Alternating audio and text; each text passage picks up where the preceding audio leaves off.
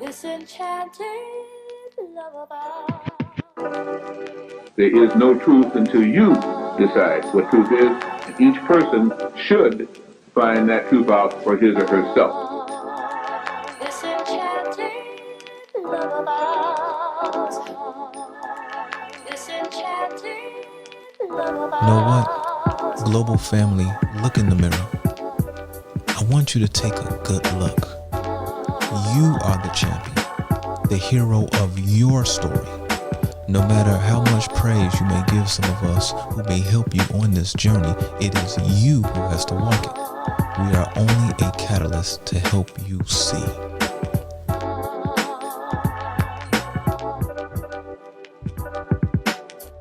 Tony, again, I give you accolades for, I don't even know what to say, for all the efforts, man, that you put in my behalf.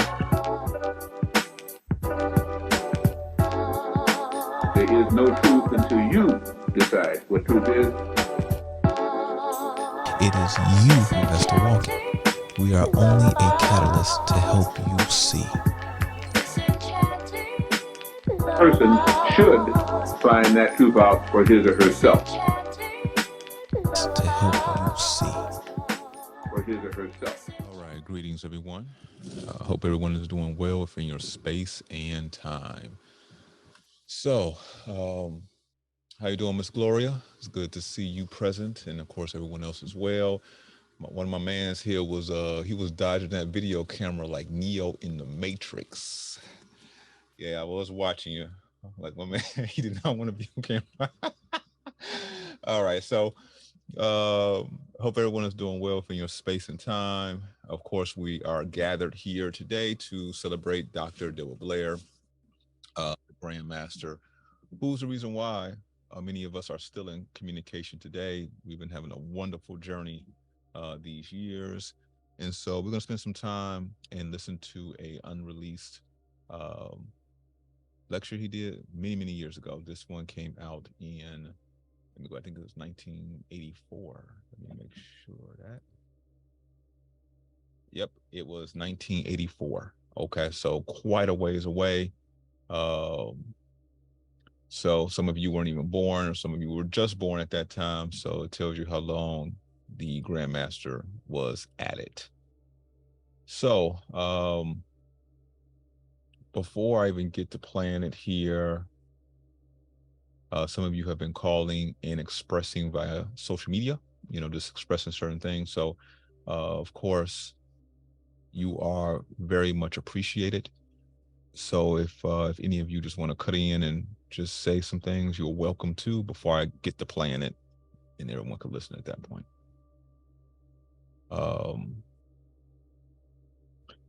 It's quite a coincidence that, but of course there's no coincidences, right? That this is the year of the 7, and since Dr. Blair's passing to now, it has been 7 years. Okay, what's the odds of that? That's a very kind of special so-called coincidence. Since the beginning of this year, also many of you have been calling because of your affiliation with the Meta Center, and just in doing what you can within your space and time to elevate yourself, that a lot of positive things have been happening, and I've been hearing those things specifically from people that are constantly interacting with us, and so shout out to all of you all who do have those positive things happening, and maybe some of you should mention what those positive things are so people can understand the significance of being metaphysically elevated.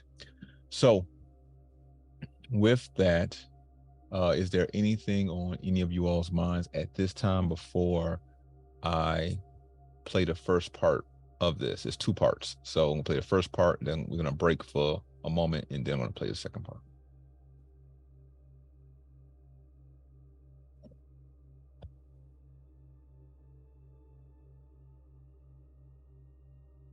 For example, what did Dr. Blair mean to you? Let me help you out a little bit here. What did Dr. Blair mean to you?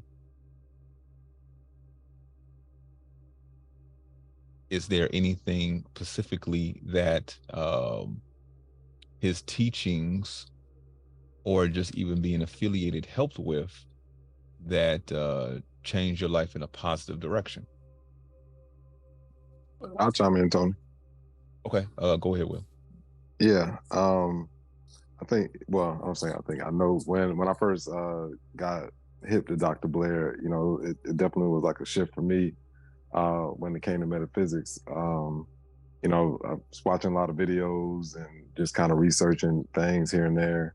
And you know, when I first heard him speak and then saw him saw his video, you know, it just like instantly like resonated with me. You know, I say all the time, one of the things that really just stood out to me was just like his whole appearance, you know, him you know, being in a suit, him just kind of, you know, looking like this professional, it kind of did something to me. And then his message, you know, him constantly telling you to do your own research and everything he just, you know, mentioned just resonated a lot with me. And then, you know, going to the Meta Center and just like learning more about it and then going to the superhuman sessions. But he was definitely like the catalyst for me. And then still to this day, like, you know, whenever I feel like I'm, you know, I don't know, maybe not in tune, you know, you just kind of listen to his voice or do the meditations that he recommends, and it kind of gets you back in alignment. So it's a very special person to me. That's what I'm talking about. Excellent. Anyone else?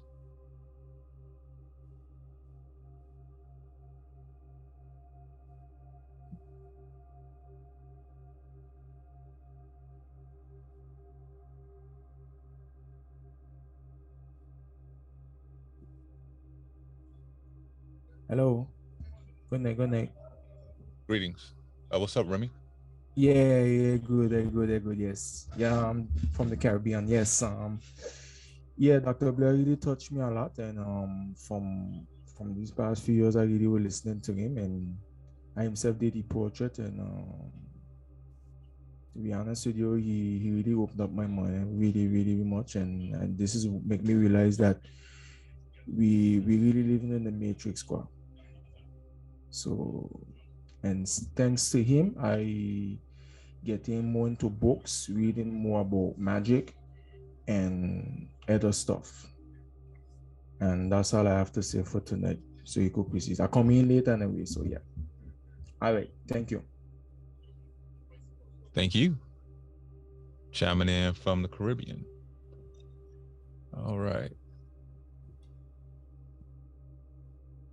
Anyone else? Yeah, I'd love to hop in. Peace, everyone. Greetings, Asia. Thank you. For me, Dr. Blair is very sincere and honest. It seems like more these days, a lot on social media, whatever, on the tube, a lot of people will hold information back or just give a little bit and ask for your money type of thing. But Dr. Blair was really into metaphysics and teaching us the truth from his lens.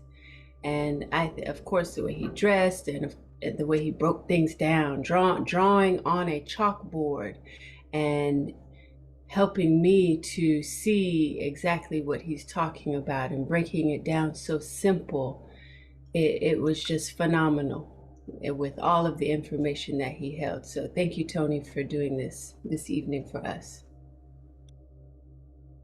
Thank you, because it wouldn't be happening without any of you. So, all right.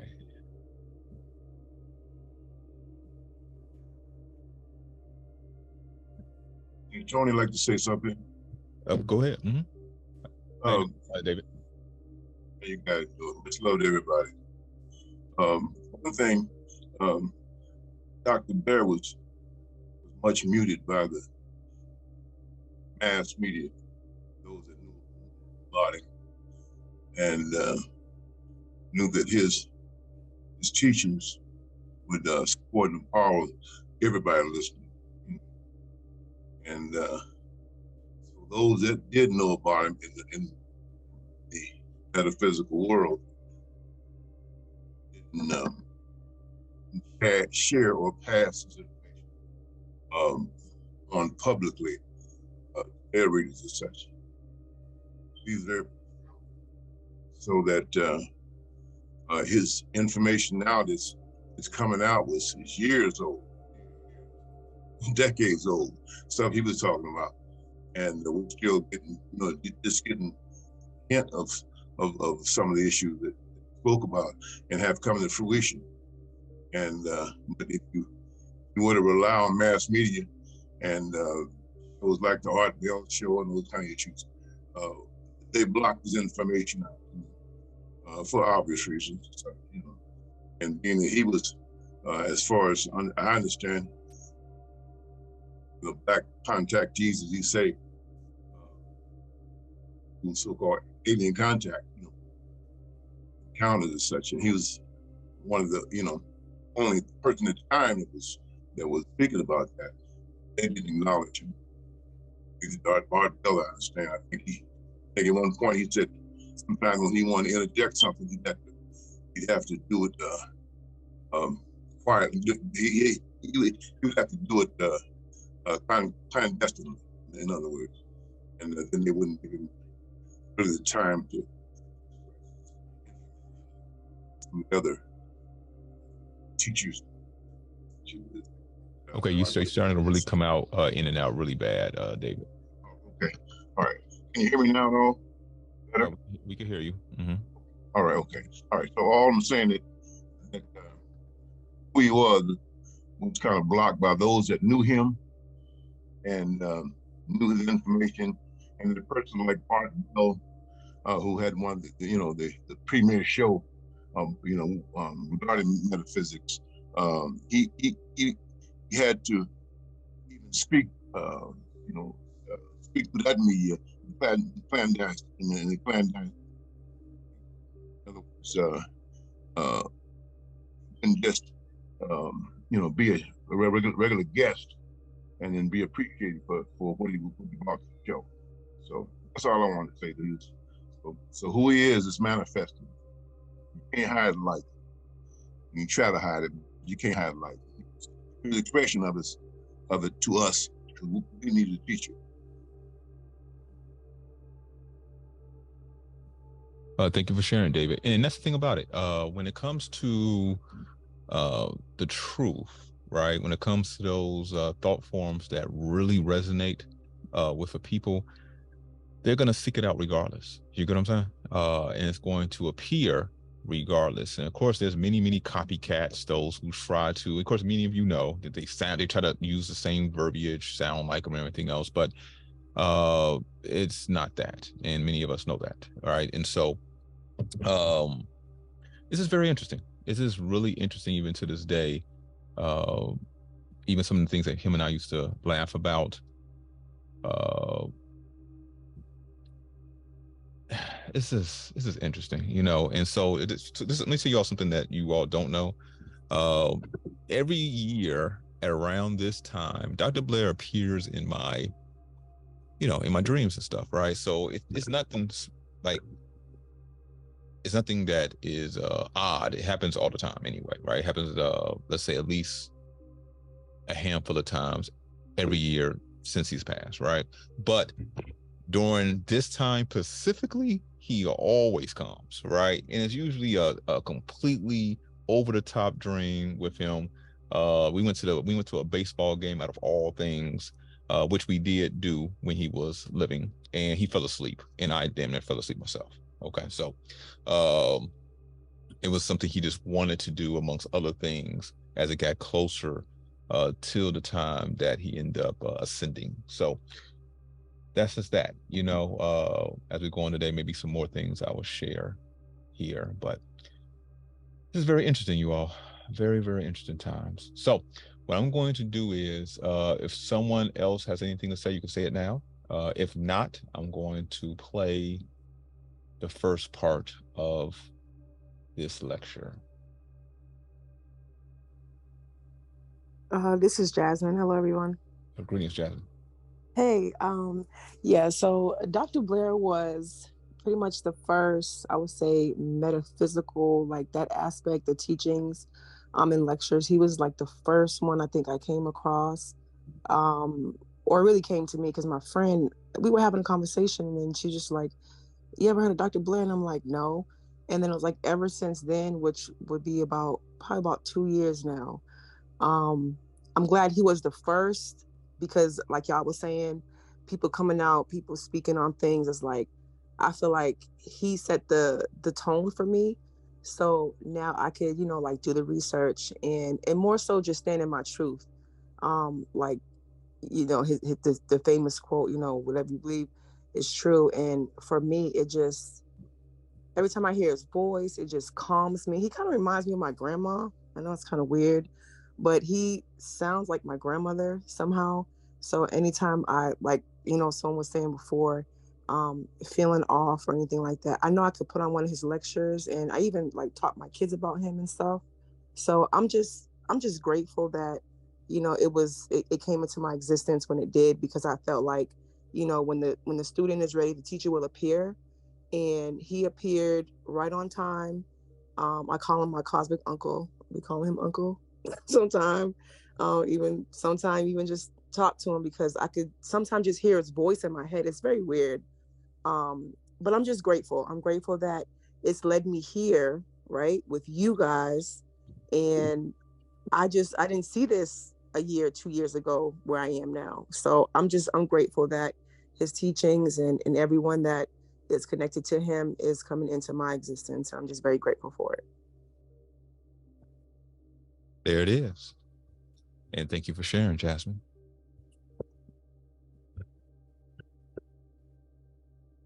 Yeah. So what I'm going to do is here, I'm going to start to play. Let's see how long this is, because it's not full. And then again, we're going to come back before I go into the part 2, just in case there's anything you all want to share or anything like that. And then we'll do that. Let's see here. So this one here,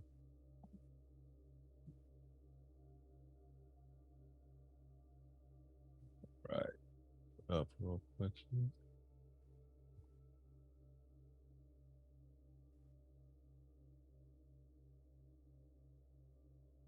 All right. All right, so I was looking for something very specific. So anyhow, I'm about to play this now. So I'm going to turn my mute down. Of course, if you all have anything to say, you could send it through the chat box if needed. But just try to be mindful of your microphone so you don't disturb the information that's being heard. So here we go. This one is called, again, it's from 1984, and it's a Black History lecture. All right, this is with host Jack Stockton on WIND.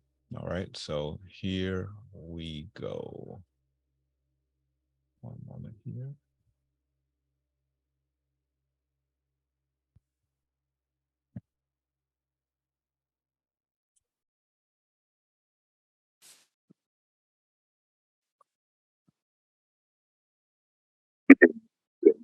Health also so. That's for sure.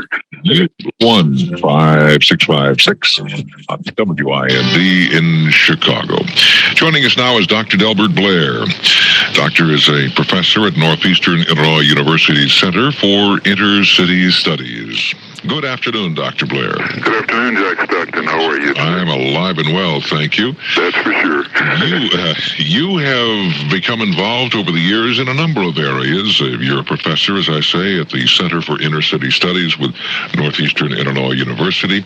You've also dabbled in I shouldn't say dabbled, but become involved in the area of one's health also. Am I correct there? Yes, and we're going to have a seminar this Monday regarding health at the center. At that time, although it's not the main subject for today, but a lot of people, of course, are very sick into now, and there's a lot of controversy per se about how to avoid aging. There are what they call anti-aging things now, Life Extension Institute. A lot of money being devoted toward that. So we're going to get into how to improve the memory, revitalize the brain power, negative ionization, what we call cross-linking free radicals, the RNA immune system, DNA immune system, and just various things. The possibility of how the hair can be restored to its proper color again, and how to avoid baldness, and of course impotency. At that time, we're going to take a very deep look at the vitamin research, minerals, amino acids, herb juices, glandular chelation. It's the whole. We have 3 hours of intensive and interaction with the people that would come out with a couple of doctors from medical institutes. So I think that that's going to be quite an interesting set there too, even though it's not per se Black history, right. But it's something that I think all of us should be concerned with and should be. Tell me again, when and where now? That will be this Monday, that's the 30th, at 700 East Oakwood Boulevard, Northeastern University's extension in the inner city. It's right off the outer drive at 39th Street and over a couple of blocks. That's at 6:30, and it's in room 521. I think it just has where Dr. Blair's health research is. On to the topic at hand, and that is Black History Month, which is next month, which isn't too far away, the month of February. We're talking about 3-4 days away. Black History Month. I don't really know where to start. Do we start by asking whether all blacks came from Africa? That's a good city. As you know, from last year, it usually gets the hornet's nest going because of the idea that race is such a strong, I don't know which is worse in this country, race, religion, or politics. They all seem to cause controversy, and as the person is referred to as the black man begins to find more and more his position in life and begins to make waves, per se, throughout the political and industrial economic structure, there are those, of course, who find reasons to curtail this or to find reasons to admonish these people in general, my people in general, for doing so. My idea in getting so much involved in one aspect of history is because I strongly feel, and some people say that I'm melancholy with this or kind of altruistic, is that if people could begin to understand each other, maybe we can get along. We have common enemies here in America under capitalism. We have a structure here that is, I think our last campaign here for mayor just showed how divided this city can be. And yet we all share the same planet of all races, of the basic 5 races of man. And I just feel that if people could better understand the black person as is referred to, or she is referred to, and the position in history on this planet without the racial overtones, without the lies that have been perpetuated throughout anthropology and historical research, then maybe for those who are fair-minded, this might go a long way to making the races begin to understand each other better. As I say, if we are supposed to share this planet in peace with some kind of longevity. Do I gather from what you just said, Dr. Blair, that you may be opposed to our capitalistic society, or the thing? No, I'm a capitalist from my heart. Although at the same time, I do think that humanitarianism should sneak in. I'm not a communist by any intent, and this is what I'm saying. There are certain ideologies presently that do seek to possibly usurp the United States, and which are not good for our society, but we can't see that because I don't care what a person is. If he could be a communist, again, if he were white in general, they'd band together. If he were black, they'd band together. Except for those who are beginning to understand that race should not be an issue. So knowing this, having lived with this, this is why I present that. But race is an issue, whether you like it or not. I'm not sure I like it, but it is an issue. I'm not sure how we'll ever get away from that. Well, let me go back to my original question. I'm sure we'll get back to that. Let me go back to my original question. In the United States of America, did all blacks or do all blacks emanate from Africa? No. And this is my bottom line. This is where we'll start the conversation for today. It is a misconception that every person we see that in some way or another we feel has African blood is a black person, classified now in generality by the Negroid person. This is where the anthropologists collected Mongoloid, Caucasoid, and Negroid. That all then Negroid things from Africa. What is most interesting is that when we look the further back in anthropology I can research, and most professors or historians can't, the further back in time to go, the more you see what is called the Negrito. Diminutive, say anywhere from 4'8" to 5'2" individual, brown of skin with elongated occipital lobe, which simply means a long head. And you find them throughout the area that is now considered Europe, not, of course, in Brittany, because the British Isles were just that. They were small islands that were half inundated with water, even into Ireland and Switzerland. In the Ukrainian and Balkan areas, you find mountainous areas with high vegetation, very little life forms per se, other than animals and insect life forms. When we get into what is called the Mid-East, the old area of Anatolia, which is now Turkey and Southeast Asia, and what we now refer to as Mesopotamia, we find there a people that have been called by various names in anthropology. But from these people, you begin to get a migration of folks throughout the known world. We get into the area after that of Nubia and ancient Egypt. Now, I want to kind of spend just a little time, and in fact, I want to go back even further than that for a brief minute, if you don't mind, Jack. Sure. Written history starts in chronological form, 4040 BC. They generally put it to the Tigris-Euphrates area of Mesopotamia and the ancient countries in southwest Asia, that say Anatolia. This is where they say that the first intelligent people generated, and they usually go to what is called the Sumerian society. I want to go past that back. I want to go all the way to 10 BC. Now, some people refer to it as 10,000 BC, meaning 10,000 years before Christ. I think that that's unfair because that makes it religious in nature. So we're simply referring to it as BCE, before the Christian era. There were at that time people called Natufians, Neolithic Stone Age persons who had clay houses, they had pottery, they had axes. In other words, they were civilized. They had a family structure and a semi-spiritual consciousness, shall we say. There are then, and even the biblical scholars would agree with this, people called the Akkadians, generate or come from these people and spread out in an area that has now been confined to what we call the Mid-East. And then much later, about 6000 BCE, we have Mesopotamia 1, because it's been divided into two parts. Mesopotamia 1 is where we find later on Upashnitim, who becomes the Noah of the Bible. The people that he associated with, the Hittites, the Amorites, the Medes, the Persians, the Turks, the Armenians, on like this.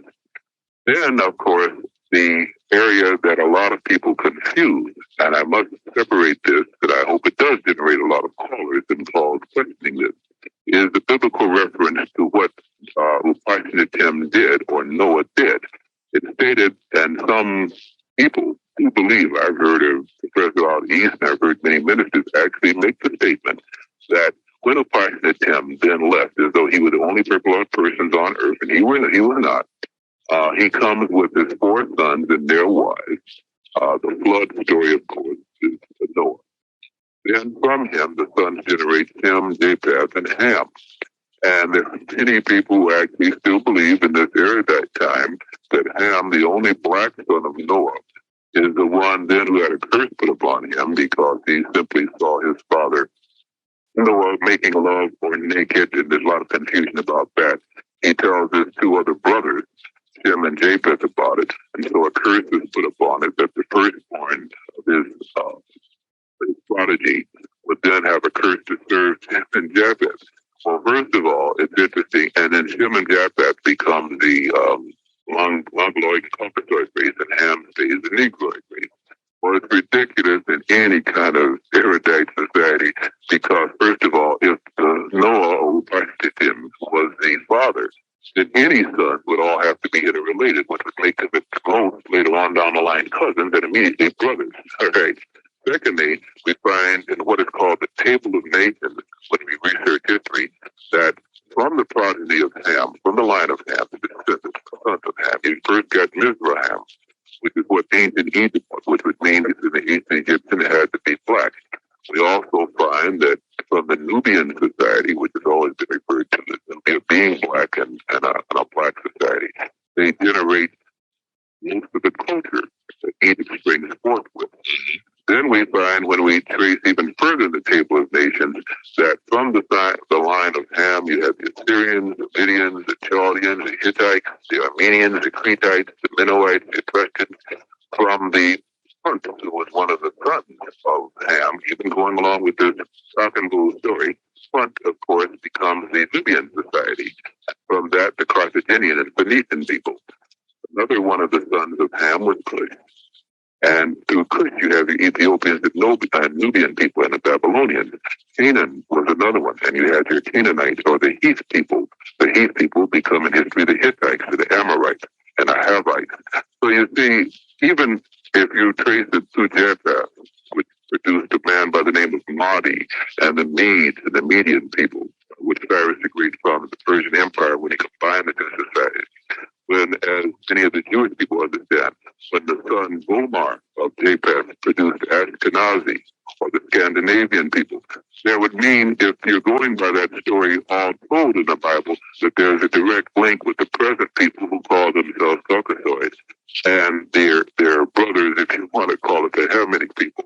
So I really think that that is something that only those who are more unlearned and unstudied would attribute to. But even if you go that route, you can see the general connection of black people. And this, of course, is not Africa. This is the Mideast and even in Chaldea and China. Right. Let me pause for just a moment, Doctor.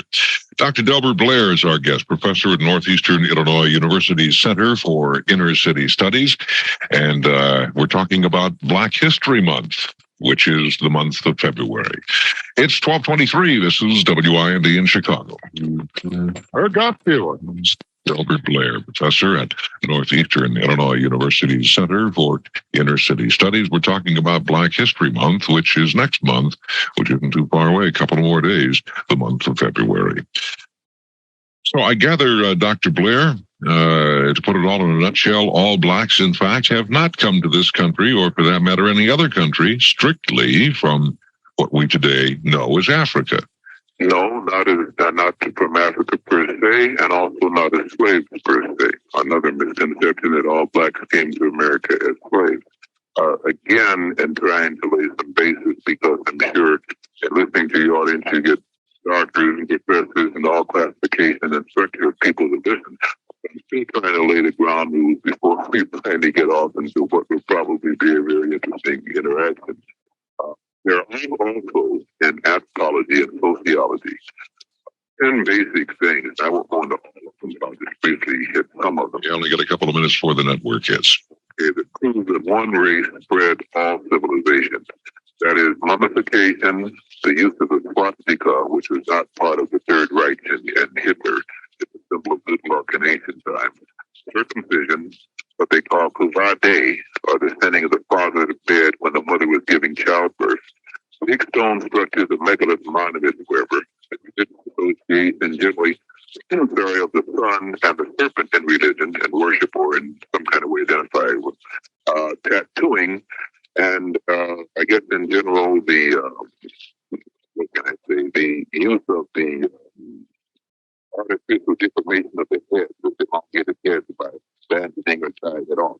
These things are found as far back as any historians go, which generally would mean that one race of people pretty much spread that. The most ancient of this can be verified to be in Mesopotamia, which is in the Mideast, and the most ancient of people proves to be the Akkadians, the Tusians, or what they call the Little Negrito. So what you're saying is that there may have been blacks on Earth before anybody else? Yes. Do you get an argument when you say that? Sometimes. Definitely not as much argument with the scholars as they do with the lay people who are offended because of racial prejudice. When it comes to the Bible, how many blacks are talked about or mentioned in the Bible? I think a much misunderstood book, and because of its content, everybody feels, of course, that they understand it if they are Christians, and I think very few people do. When you talk about blacks in the Bible, more ancient, in the back of so-called Old Testament, you'll find maps and it will show various names. It usually starts off as I say with Natufian and Akkadian, and then they have these ancient names for the areas that we now inhabit, such as Anatolia and this kind of thing. So the whole area there is an area that history shows that were inhabited by brown-skinned people. Again, I get away from this African bit because, by the way, too, Africa is not the real name of the continent. It's a very ancient, recent name, and named in the 10th century by one of the popes, Leo Africanus. So when you look at Caf and Kafir and Kim, these are the same areas we call Africa. So when you look away from that, in the Mideast, where Lebanon now is, in Turkey and Saudi Arabia, of course, we're all familiar with that area now. This is where you find the people that we are now referring to as blacks, seemingly generating from and then spreading to China, spreading down to India, spreading up through the European areas, which was the last place to be inhabited, and even over in the Americas. And I'd like to get into that. Okay, I got to stop you there because the network doesn't wait for us. Right. We'll continue on the other side. Thank you. Dr. Delbert Blair, our guest on WIND in Chicago, 1230. Here's the link, 884 at 591-5656. If you'd like to join our discussion, that's how you can do it. Our guest is Dr. Delbert Blair, professor at Northeastern Illinois University's Center for Inner City Studies. We're talking about next month, the month of February, which is just a couple of days away. It is Black History Month, and that's what we're talking about this afternoon. Speaking of this afternoon, some snow diminishing to flurries, total accumulations of an inch or maybe a little bit more than that. It'll be cloudy and windy, snow blowing as well. That'll make for hazardous driving in some areas. High somewhere between 32 and 35 degrees. Tonight, flurries should end, then partly cloudy, a low in the teens. Tomorrow, cloudy with a high around 33 degrees. Sneak preview for Dr. Delbert Blair, professor at Northeastern Illinois University Center for Inner City Studies. So what you're telling me, Dr. Blair, is that depending upon how far back you want to go, the black race may have been on Earth before anyone else? Yes, that's what I'm saying. Again, substantiated by many anthropologists and historical findings. Does that mean then that a number of the people that are discussed in the Bible were in fact black? I would feel so. Again, in the Old Testament, when they references to the people of Mesopotamia and the Akkadians and the Tusian people, and of course, when we get into what is called the Table of Nations and the descendants of the ancients, you see that most of the people that are mentioned come from the same general area and then spread out. And that general area, according to historians, is the area populated by Negrito. The main cast of characters, if I may call them that, Mary, Joseph, Jesus. Okay, again, you're going more to the biblical area than the historical area. Mary, Joseph, and Jesus, of course, is a biblical connotation believed in by many Christians. The idea is that there are similar stories in Asian societies, in the Mideast, and again, also in Africa. Talk very strongly about Isis, Osiris, and Horus, that trinity. That trinity, of course, has the same general understanding of how it came to being, and of course, the baby Horus is the one that through the mating of Isis and Osiris. These are the ancient gods. Man-made religion, which is what the term for the Christianity started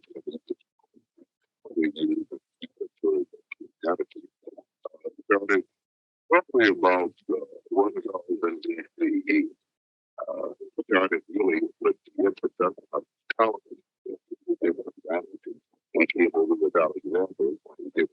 Egypt was falling on for 3,000 years, beginning to fall apart. And they were finally conquered by Alexander.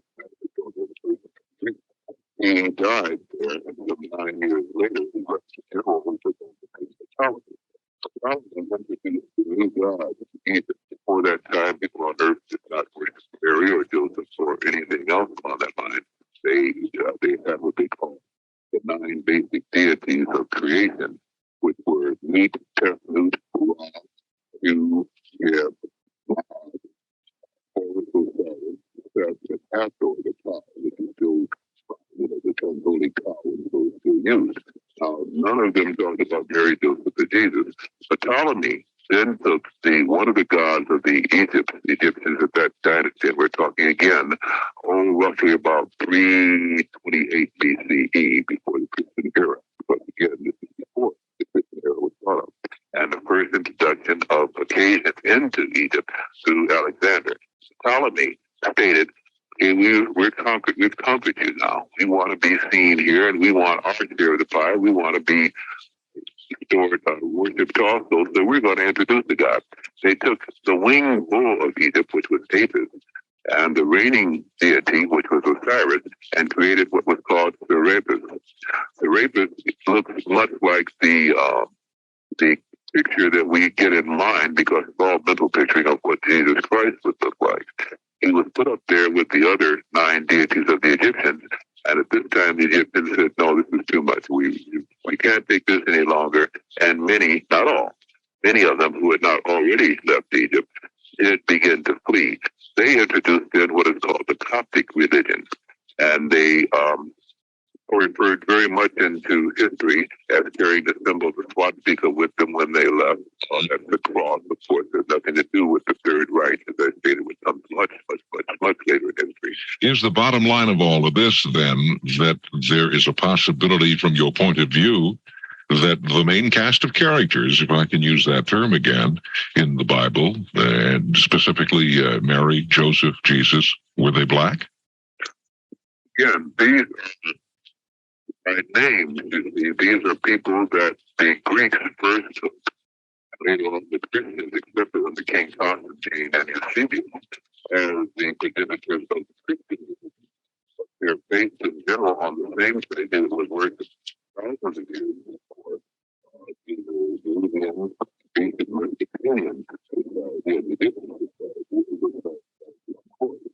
I don't say that they're black. I say simply that they are identified to look for the people who created them any way they want to look.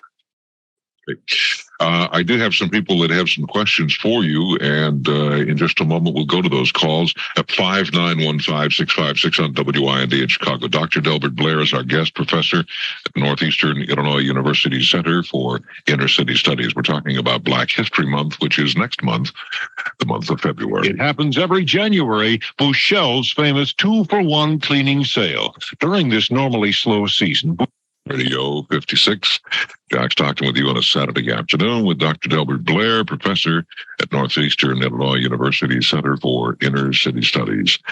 The month of February is Black History Month, and that's what we're talking about. Good afternoon, Bill. You had a question, sir. I have a color question for the doctor, and I'd be interested in his theory. I'd like to know why and how man generally comes in 4 colors, white, yellow, and brown. It would seem to me that the color of a human being would have to be the result of either genetics, diet, or environment. And yet, none of those really make any sense. I would like to know what his theory is on the subject. Well, I will say it's my theory, going over some of the theories that have been put forth. There was a book released back in the 1920s by Theodore P. Ford, a PhD, called God Wills the Negro. His statement there through his research, and of course he has a booklet, bibliography in the rear, states that there's a 4-gene carrying capacity in the system of black. In general, this is a 1-gene system in the system of white. This is not to try and get racist. This is again brought forth in this book, which can be one theory if you wish to go with that. Many of the geneticists and sociologists also try to confer with that. We also find that the races of man and the histogrammaps, whether they be brown, whether they be yellow, white, or black per se, have many crossover areas per se and within there. And as you know, even now, not only do the RNA, DNA, and the chemical and environmental atmospheres play again there, but you can find sometimes black people giving birth to very light-complected people, and the husband and his wife are both very white.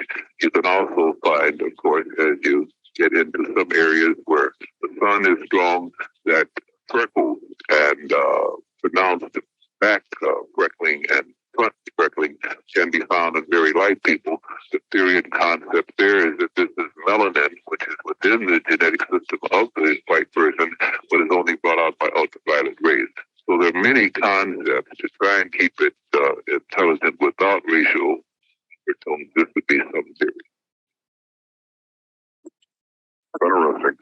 I was just thinking that if you took the Chinese, for example, and probably some Chinese can trace their families back 20, 30 generations, and if you moved them, let's say 20 generations ago to the middle of Europe or North America or wherever you want, it would cause a change in their environment naturally. It would also necessitate a change in their diet. And yet today they would still be yellow, as it were. And then what you're saying basically is you could have two blacks mating, and then if their genetic makeup were such, they could produce a yellow person or a brown person or a white person. No, they could produce a very light person, a brown person, a black person, not a yellow person. One races, if you would check their own history, don't know where they came from. They speculate. The Chinese civilization, I've heard some advertising as though with the gong ringing are the most ancient civilization. And so the Chinese really are not the most ancient civilization on Earth. Their civilization began approximately 4,000 years ago. Chinese writing used pictographs as a form of writing there. Knowledge of early China comes from Emily legends. The early people who settled there in the Wangho Valley, Neolithic, so we're not even Neolithic, it's called Paleolithic, early culture, really can't say how they got there. Their society is lived a lot by racial forms, like the Japanese society, and yet they're entirely two different people.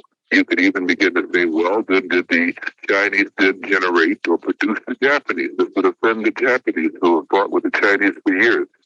Most people on Earth don't know how we got there. The Greeks, who are some of the oldest of what is called the Caucasian race, don't know how they got there. We find them generating again from the Ukraine area of Scandinavia. They come through this area into Crete.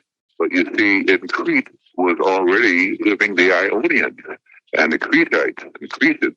And yet now we attribute that this area is all part, and has been for centuries, to the Greek. And this is not true. We find this going on roughly about at the most 800 BCE.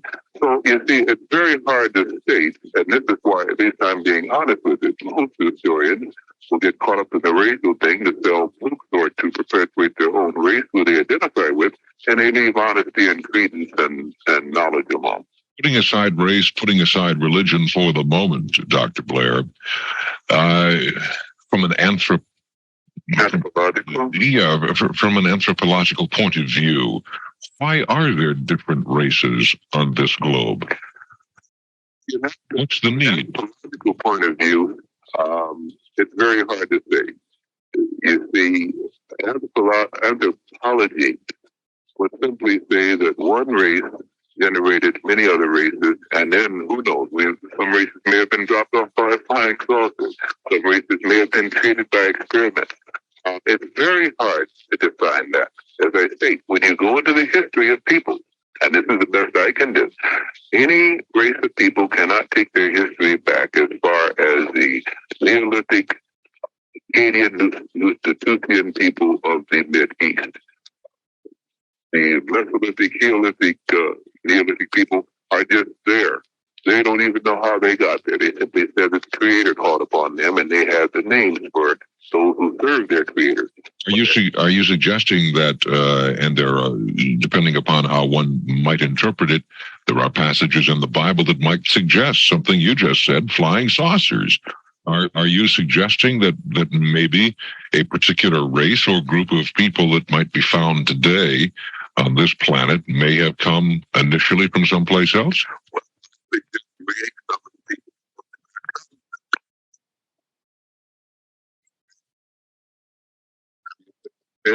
Sandonica. He states the same kind of thing with his research. For him was the Englishman W.R. Drake, who wrote books long before Sandonica. For some reason, people don't read W.R. Drake because it's about gods and spacemen of the ancient East, gods and spacemen of the ancient West, gods and spacemen in America. He even gets into the old Hopi language and the people in Lower Saskatchewan in Canada. There are many people that talked about the old book. I can't think of his name right now. The one that wrote Flying Saucers, Desmond Leslie and George Adamski. Oh, yes. Who were the country back in the 50s and made all kinds of money and kings and queens. Yep. And invited him to come and speak. And this is what he said. They have writings, of course, and they have stone pictographs and writings in South America. The rune stone, of course, which the Norwegian people get very upset about in Minnesota, stating that there were people here from Norway long before Columbus. They all point to possibility sky people. And the Egyptian tombs, as they're called, and I disagree with that violently, vehemently, the so-called Cheops pyramid, the great one that everyone still talks about, which is an astounding thing in which I do an extensive lecture on. Down there, they show winged gods. And they show people that are separated from those carrying the staff of life and rulers and those servants that follow them. The people that they worship in the sky coming down in winged vehicles. So it's a possibility. It's like any other thing for a person who is limited in research.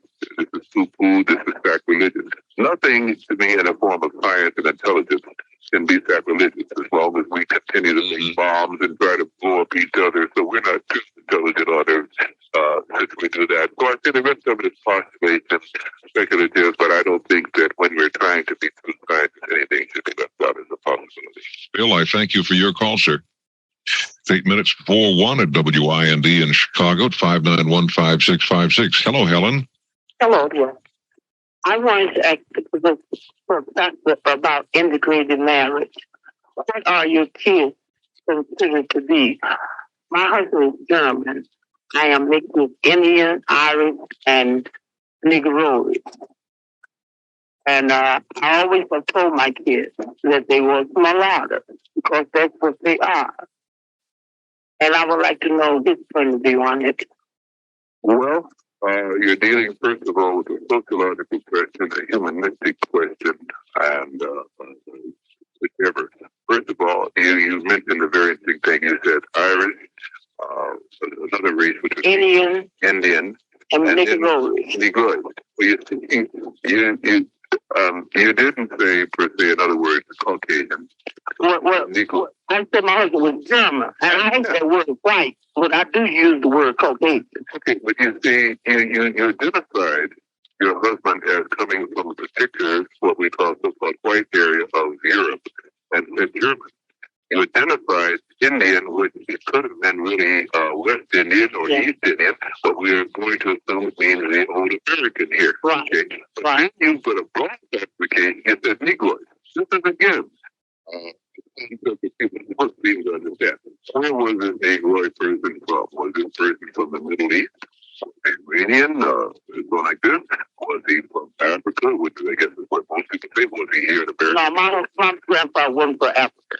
He's from America. All right, fine. Well, all right. Now, I think that people should choose to marry who they choose to marry. Unfortunately, this is another big level on Earth. We do a lot of culture, and we have to marry. It's hard not to find a mate that you can get along with of any color. And from looking at the divorce tattoos and feminist groups and the chauvinistic groups and the things that we do, I think that should be a matter of choice. However, it's caused great resentment amongst the races because of jealousies and insecurities within the people themselves. What you would call the child is the earth person and a human being. What you would tell to the child would be intelligent, would be where their ancestors came from on Earth and what then classification they might have as far as history goes. And all in all, when the skin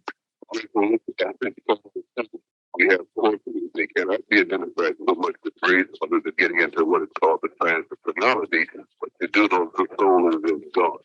I would simply say that my child is a human being, he is a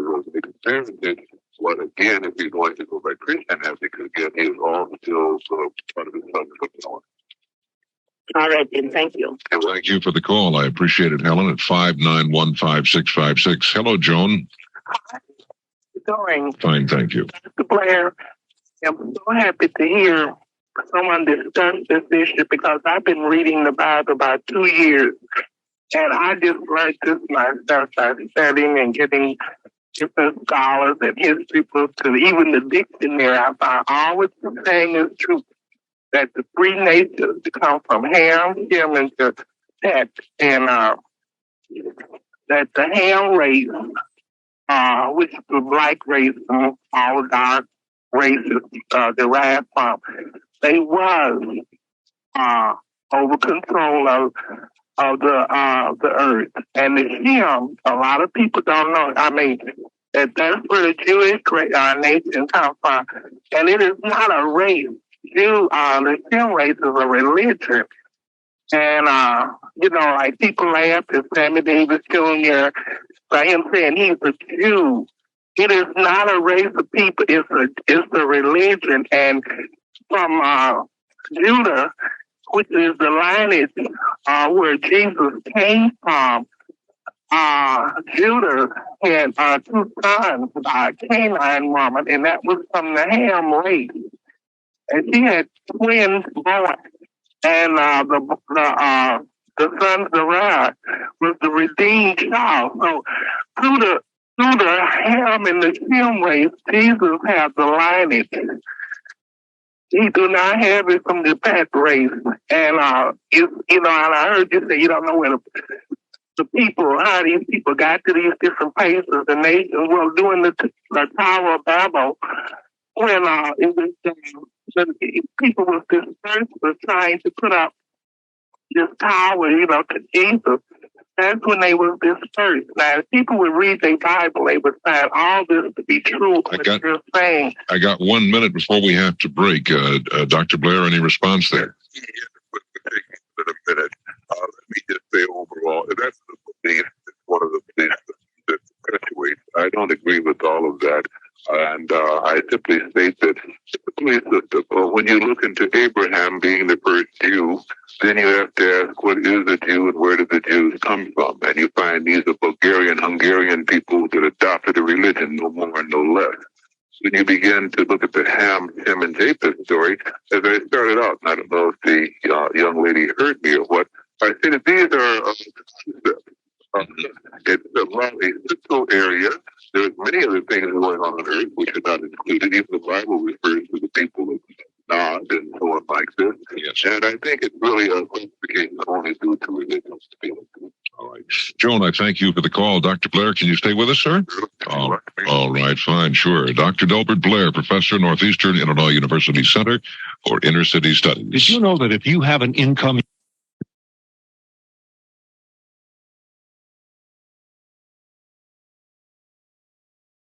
Okay, actually, I think that was it for part one. One moment here, everyone.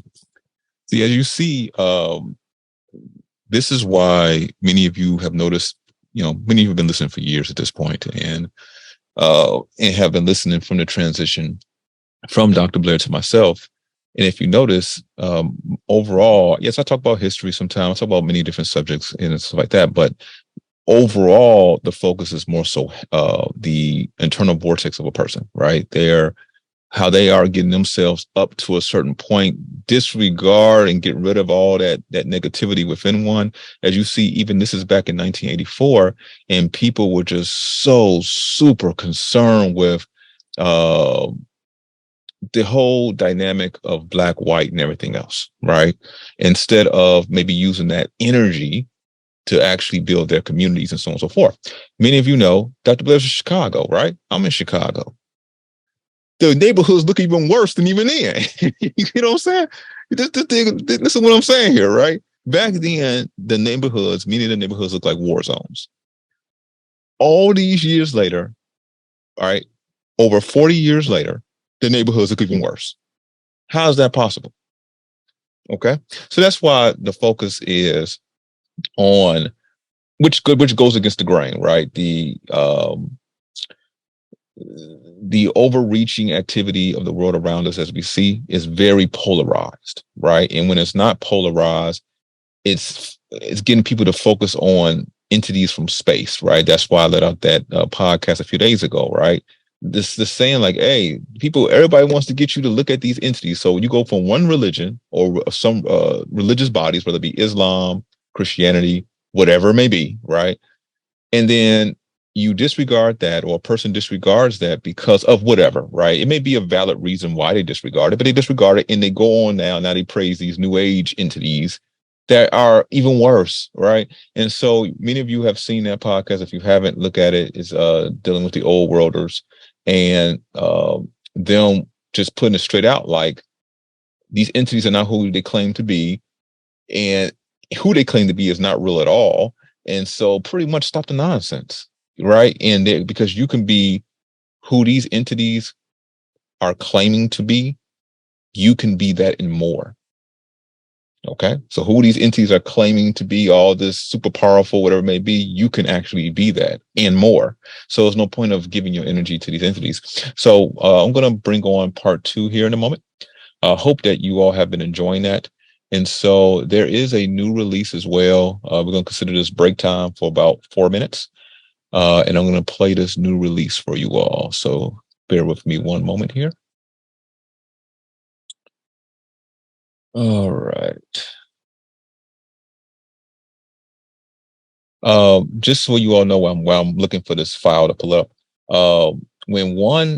there are a few emotional states that bring down your vitality, okay?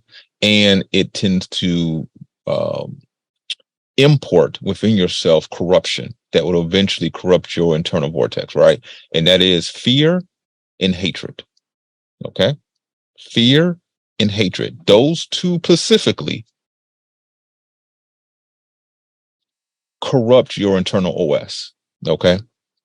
And hence why we see in the public, whether it be on movies, TV shows, whether it be no matter kind of where you look when it comes to this current world, they try to get you either in states of fear, or if that doesn't get you, and then hatred.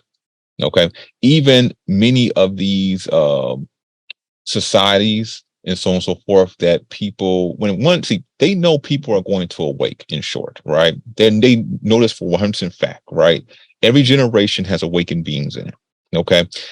So since you can't necessarily stop that, let's create avenues that will corrupt, or avenues that will take the awakened being. Because remember, these avenues that we all have around us, whether it be the Black Power movements, whatever it may be, and every race has their version of it. Okay. It has some truth in it. Like, for example, even the whole sovereignty movement, it has some truth in it. Okay. But it's not the whole truth. So if you were to go down that route, it's going to jam you up in some form or fashion. Okay. Whether it be the jam up is actually one going to prison, or if the jam up is literally giving you just corrupted spirituality, right? So instead of you actually getting into real spirituality and it's literally rocking you up to space, this one instead corrupts you and you become weakened over time, right? So it burns up your internal vortex, okay? It allows you, or makes you use more energy than what you should be using. So this is deep, you all, but that's why we focus on trying our best to give you examples so that you can see this for yourself. Okay. So that when you see these entities coming down the street, you see them a mile away. Okay. Like, let me give you an example of this. Many of these entities smell like sulfur. Okay. They smell like fecal matter, literally. So they try to cover that up by wearing perfume or cologne and so on and so forth. But if you smelt if you walk past someone and literally, they're clean. So if you were to examine their body, they're clean, but yet they still smell like fecal matter. You see, this is a real thing. Now, in the religious sense, they will say that they're demons or something like that. There may be some truth to that, but their OS is completely corrupted for whatever reason, right? And so your sense of smell, you cannot, and especially in these times, everyone, I don't want to harp on this too much, right? Because I just, Dr. Blair cares so much, and I do care so much, right? That because these entities, I'm not going to even talk about it anymore. Okay, so I'm about to play this. I'm about to play this, right? So, let's see here. It's just interesting. Like I personally did not listen to this one. I wanted to listen to it fresh with you all. And so just to hearing the people talk about the same nonsense from 40 years ago, it's like, you know, it tells you how things just keep going in a circle over and over and over again, and they don't have to. Okay, that circle needs to be broken. All right. I'm through with that. All right. So I'm about to play this is advertising the new event that will be in June. All right. So again, it's about 4 minutes long. Once we come back, then I'm going to play part 2.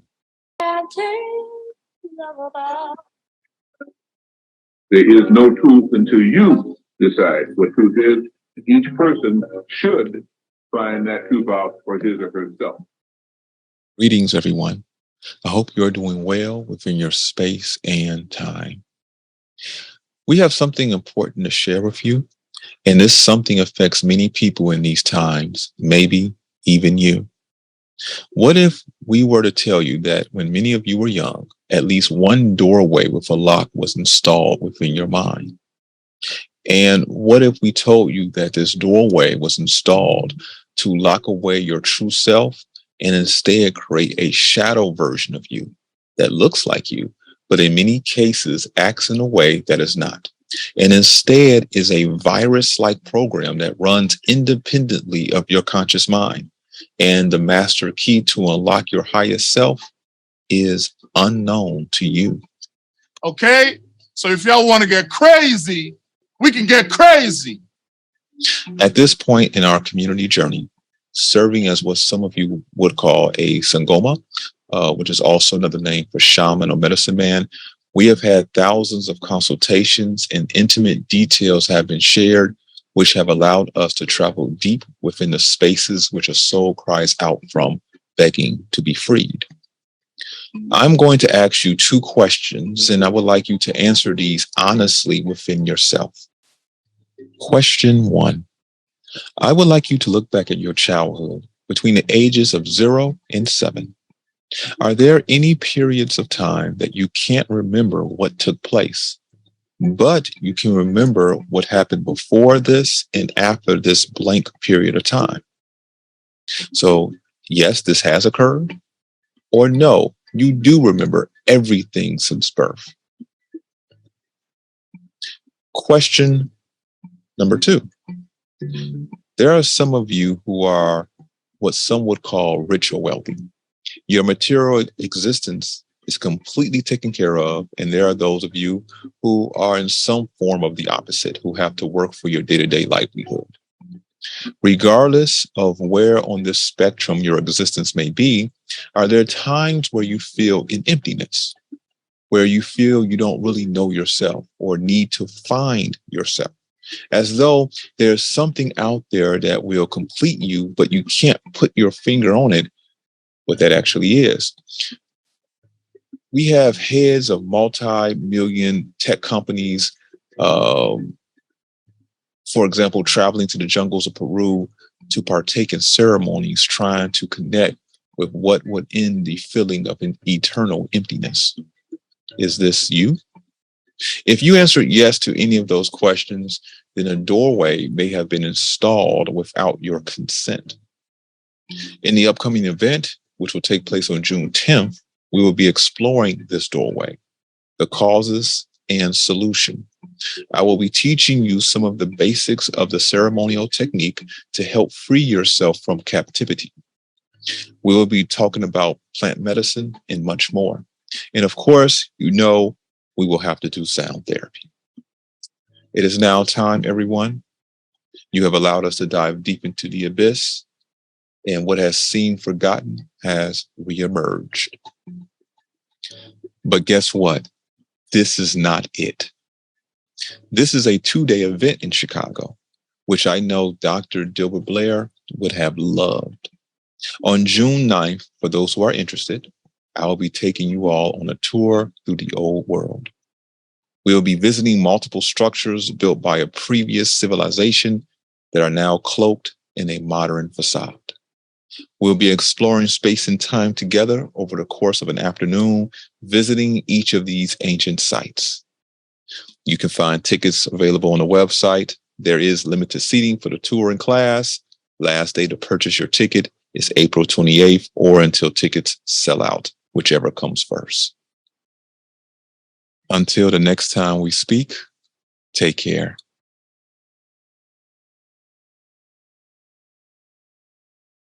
Okay. All right. So you all see that there. Afternoon. Hello, Tamar. I'm here. There you are. Okay. I came in at the last part when you were talking about ISIS. Okay. There it is, everyone. So the way this tape was kind of reversed back on itself. So we're back at the part where we ended off at originally. And so here we go. Now, did you say she was black? Yes, that wasn't the last part, but I did make the claim that Osiris, Isis, yes, and Horus were all black. You are misinformed. Now, I'm going to tell you something you may not believe, but she showed herself to me. She had bronze hair, very wild, bronze skin, and... Okay, so here, remember, you all, I'm listening to this the first time with you all, and you see Dr. Blair, we all know how Dr. Blair is. He's the one that brought us all together today, right? Dr. Blair is saying, he's basing it off of, because think about it is when you go into visions, when you go into all of that other stuff, in which it doesn't mean it's not true.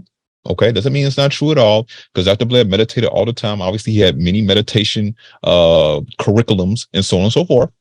But that becomes now up for interpretation at that point. Okay. Whereas if you want to stick it where, okay, this is tangible. Okay. You can touch this and feel this. That's why it's very important at times to stick to that. And that's why overall I do, because people have got way out there. Okay. To the point where the foundation, the surface of where they should be at is not there anymore. Okay. So then anything goes at that point. Right. So here we go. Even back in 1984, someone gets on and tells Dr. Blair they're wrong. And they had pretty much a vision. Okay. Take note, everyone. Just take note of this stuff. All right. Continue on. green eyes, a very beautiful, haughty lady. She showed herself to you? Right. You will not believe this, but it is so. No, I'm not questioning your belief. I question where did you see her? When and how? Shows herself. When, how, and where? At home. Mm-hmm. Just mentally, she showed herself to me. Well, what can I say? It's a basic belief that you have. If you hold not it, a belief. I actually saw it. Saw her. I have never seen her. You haven't seen her. No. So you are misinformed. I don't know about the others, but she showed herself to me as... What can I say? Let me say this, though. When I use black, I was using it in a terminology that's easily understood. If I'm going to be more scientific, we would say, in the terms of the anthropologist Negroid, that can produce many colors, as I also stated earlier in the show. Well, can you speak a little louder, please? Yes, I was saying when I use the term black, I was speaking collectively, as the term white is used in generalities, was not taking the term of specific black-looking person. I was merely saying, as I had stated earlier in the show, by a 4-gene system, it's possible for dark-skinned people, the ones we call Negroid people, anthropologically, to produce many varied colors. But again, the basis of your premise is that she revealed herself to you in your mind, in your home. I can't argue with that kind of a premise. I'm not sure we can base history or anthropology upon that either, can we, Doctor? I can. I can do that. Well, you can, yes. She showed herself to I understand. I understand you I can. cannot prove it, but that is so. All right. Thank you for the call. Bob, you're on WIND. I just wanted to ask, Jews and Gentiles look so much alike, and yet, they still find each other to be, so distinctly different, and obviously at times, in fact, they, haven't gotten along in history. Just what is it that makes them, so different? And what is it, race, color, faith, or culture? because they, there is that distinction between them, and they look so much alike visually to the eye, a lot of times.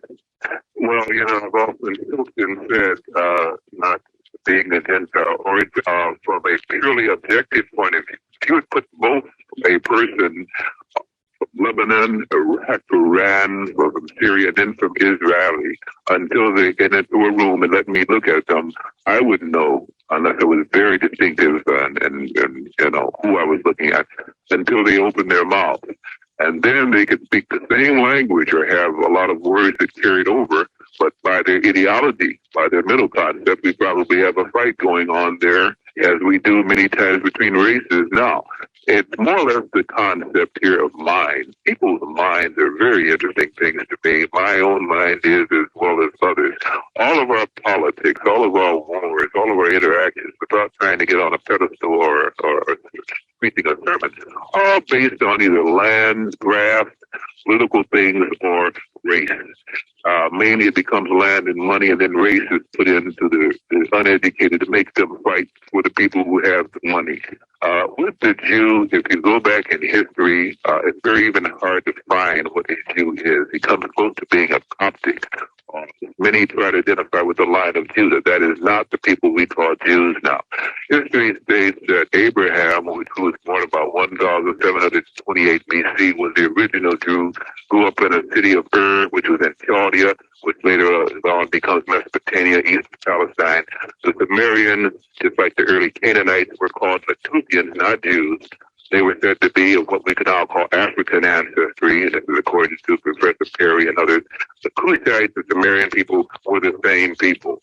When you begin to look at the table of nations and those that generated from the first, when you find the sons of Japheth, and when you find the sons of Ham and Shem, you find that it encompasses Jew. You said Gentile, but I'm going to say it encompasses Arabic people, so on and so forth. It encompasses what we would now call Negroid people, so-called. The thing is mental. History can't prove any of that. History proves that the further back you get, the only people on earth are Negritos. Other than that, it's just plain speculative history that goes back millions of years.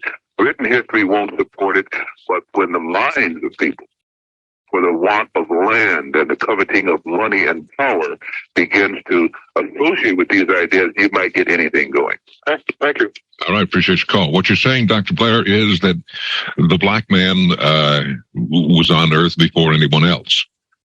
That statement before, and I'll simply say the Negrito. You see, again, we're using, I have to keep, because like the lady called in and said ISIS was not black. Black, all right, let's just stop black. Let's call it what it is, and I hope the people will identify with this from this point on. The Negroid people, so-called by anthropological standards, and the Negritos, which is what all the professors call it, throughout all history that we cover, whether it's in Europe or in America, the Negrito, the Neolithic, Hellenistic Negrito, the person that was called the brunette Mediterranean, brunette not meaning black hair, but dark skinned person, were the people that were found the further back you go in the area of ancient Egypt and Mesopotamia. How did we then arrive with whites and blacks, Negroids and Caucasians? All kinds of speculation. As I stated before, there is a thing saying the 4-gene carrying capacity of these Negritos would spread. There's a lot of substantiation for that. There's a lot of substantiation that people were placed on Earth by their gods in various areas, because this is why they had different gods, and this is why they created what they call man-made religions. But again, I go to the people themselves. This is all I can do. You can do. Any person can do in research. Go back to the Chinese. They don't know where they came from.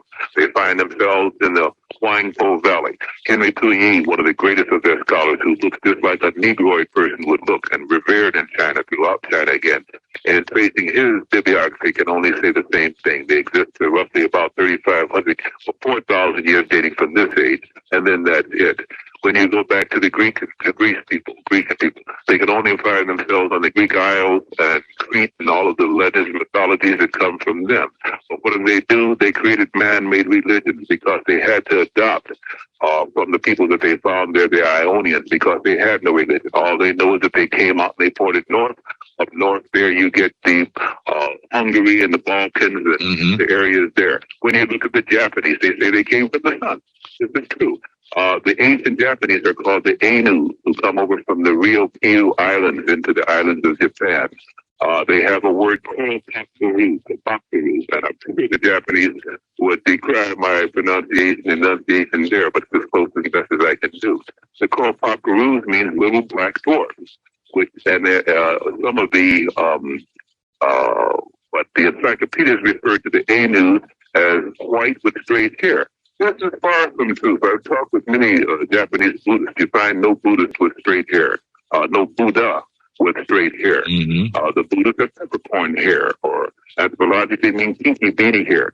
And they state that these Ainus were a little dark people. So I can't, what I'm trying to say is I'm going by history.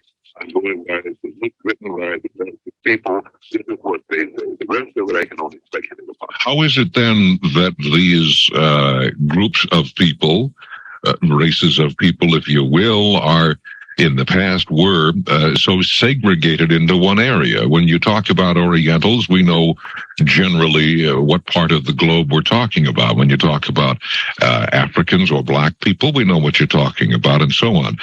Why the isolation, if you will, of certain groups of people in certain areas of the globe? Well, there are two ways of looking at that. It's to be, and I have to take this now out of the realms of researchable, understandable history from an anthropological point of view, and get into metaphysical history, of which I am a student and have been for some time. Through the metaphysical and in history, that I classify it as that to begin with. It states again that people found themselves in these areas. They don't know how they got there. Speculative. It could be that we are, as H.G. Wells also named it in science fiction, merely drop off from other planets. That Earth is an experimental colony where races are put here to learn. Couldn't really say it. I used to laugh at that, or at least there's a lot of potential that maybe just what is going on here. Can't prove it one way or the other. What I'm saying. Yes, let me go back to some calls at 5915656. Hello, Carol. Hello, Carol. Hello? Yes, ma'am. Turn your radio off, please. Oh, sure. Right. Wait a minute. Let me Okay. What's your question for Dr. Blair?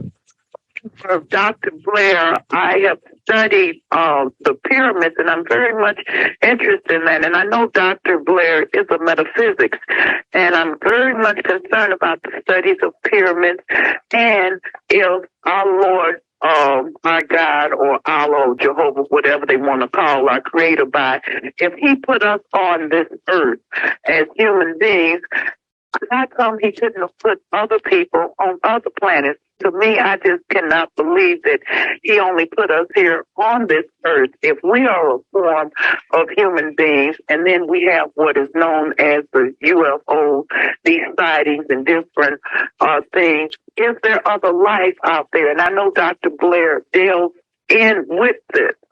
And so he deals with things like that. And this is my question to Dr. Blair. Oh, we're taking a one step from that, guys, now. They had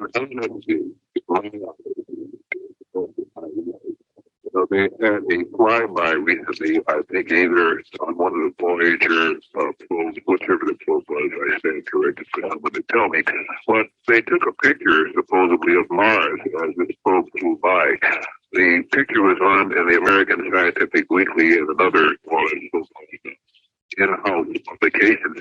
And they stated that they saw pyramids, a pyramid complex on Mars. They stated, now these are NASA photographs now. They stated that they saw a sphinx on Mars looking just like the sphinx here in Egypt. Now, you tell me how there. There are 3 or 4 books. I won't give the author a plug right now, but if this is one that we can go into that too, to talk about pyramids that were sighted in Aristocles on the moon, and the crater Eudoxus on the moon, near the Sea of Tranquility, even where the astronauts did supposedly land. There's just so many things that could go into that, and even the ancient legends of the Great Pyramid Complex, both Micronitis, Khufu, Khephren. I'm wanted to ask you, how in the world in this day and time, our great scientists do not know how the Egyptians, who are a supreme brain, to have built those, they don't even know how they conceived them. Well, this is one about that, Dr. Blair? This is one of my lectures. I do get a lot. I lectured a lot of universities on for women's groups, men's groups, and things like this. This is one of the more popular lectures, believe it or not, on the Great Pyramids. And I pose the question: where did they get the red granite used in the 6 colonnades of the inner portions of the pyramid leading up the Grand Gallery for the King's Chamber? And why can they weigh 200 tons guesstimated and put in the center of an object? Where did they get the rope coming from hips through a process that is called rettling, which means that they have to take the lower tubers beneath the earth, dry them out, roll them together and wet them? Where did they get all the ropes to move 2,500,000 blocks of stone, as they supposedly did? How did they light the pyramid inside after they got it past a 100-foot structure? How building out some 50 miles into the desert there, the Libyan desert near the Sahara, could they possibly have built it during the sandstorm season when you might get 10 or 12 sandstorms per time and still do it in 20 years with 100,000 slaves? The pyramids are a mystery and a wonder that will stagger and blow the mind. And now, believe it or not, they've even found one down here in Cahokia State Park in Illinois, and they hadn't been talking about that till 2 years ago. They've been researching it there for 5 years. We didn't even tell the people about that pyramid discovery in our own state of Illinois. Is that buried? I'm sorry, is that buried? Yeah, was it found underground? Yeah, they're finding that a lot of the mounds and the so-called mound building people now are actually ruins of objects that have been covered over and either intentionally planted or by acts of nature have become windblown and surrogate to the to thunder growth. Carol, I thank you for your call. Hey, but I just want to say to Dr. Blair, he is a genius in his field. Well, I thank you for the compliment. I think that does not fit. What I wish, however, plug, if people are interested in that they invite me out for lectures on that with slides and pictures and see if we can't begin to maybe understand our Earth a little bit more. You got any pictures of the pyramids on Mars? Yes, I have a copy, a mimeograph or a Xerox copy of the article that was covered. And those are supposedly those are NASA photographs? Mm-hmm. Yep. This is what you sure they want to the scientific community, and also the ones on the moon. We haven't even. I've never heard of a Sphinx and pyramids that were ever photographed on Mars. The pyramids were photographed on the moon. I've not heard about those either. Are you sure the cameras were pointed the wrong way, maybe? Let me pause and we'll continue in just a moment. Our guest is Dr. Delbert Blair, professor at Northeastern Illinois University's Center for Inner City Studies at 5915-656 on WIND in Chicago. About this time of year, Chicago, it's 22 and a half past 1 o'clock, 1:22 and a half at Talk Radio 56. Good afternoon, Kim. Your question for Dr. Blair. Oh, I just wanted the gentleman to address the migration theory. I'm sure he's familiar with it, of why skin changed color. You mean people generate from one place, go to an area, and then certain tribes or groups migrated through the Bering Straits, and in order for their bodies to adapt to absorb more sunlight, their skin turned lighter eventually.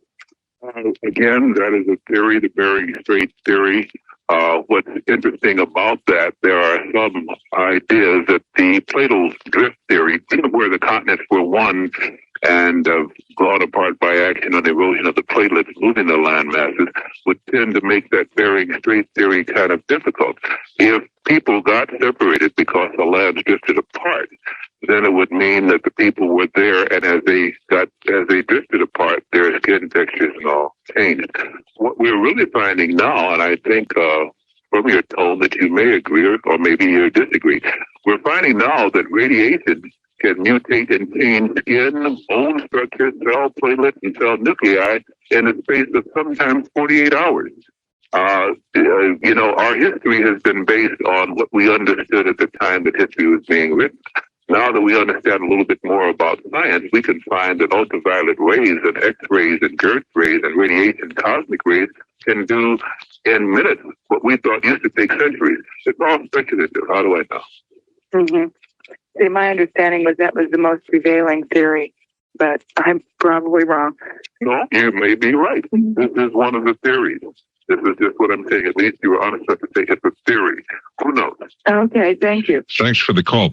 Isn't it a shame, Dr. Blair, that if the theory that, and it's talked about in the Bible, if you so choose to interpret it that way, that there were beings from outer space, winged gods, and so on and so forth, isn't it a shame that they hadn't developed videotape when they came here? We can have it all on tape. Maybe they do have it on tape. They're just not putting it over the channels we're tuning into.